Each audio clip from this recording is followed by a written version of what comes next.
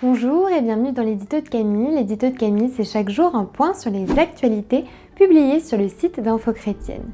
Aujourd'hui, vendredi 9 avril, nous allons parler du fait que Christ règne.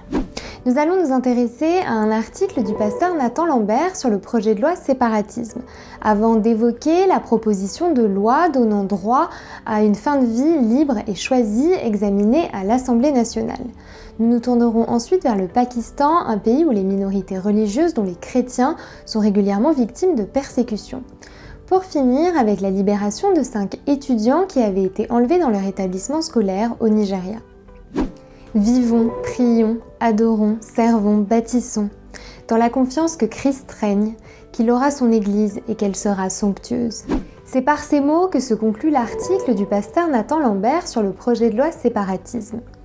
S'il insiste sur l'importance de défendre la liberté religieuse, qu'il nous encourage à ne pas nous lasser de faire le bien et nous rappelle que nous ne devons en aucun cas diluer le message de l'Évangile, il pointe surtout cette réalité qui doit nous guider. Christ règne. C'est aussi sous cet angle que je souhaite vous encourager à appréhender les nouvelles du jour. Qu'elles suscitent en nous une envie de combattre, de s'insurger ou de dénoncer ce qui peut être une bonne chose. Soyons certains à la fin de la journée que Christ règne. Et n'hésitons pas à prier pour ces sujets. Faute de temps, l'Assemblée nationale n'a pas adopté la proposition de loi pour une fin de vie libre et choisie. Cependant, l'article 1er du texte, qui en est l'article fondateur, puisqu'il crée le droit à une assistance médicalisée active à mourir, a lui été voté par une majorité de députés.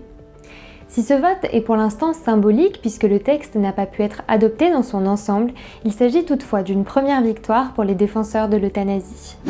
Huma Yunus est une jeune chrétienne qui a été enlevée en octobre 2019, mariée de force et convertie à l'islam, comme c'est le cas de nombreuses jeunes filles issues des minorités religieuses au Pakistan.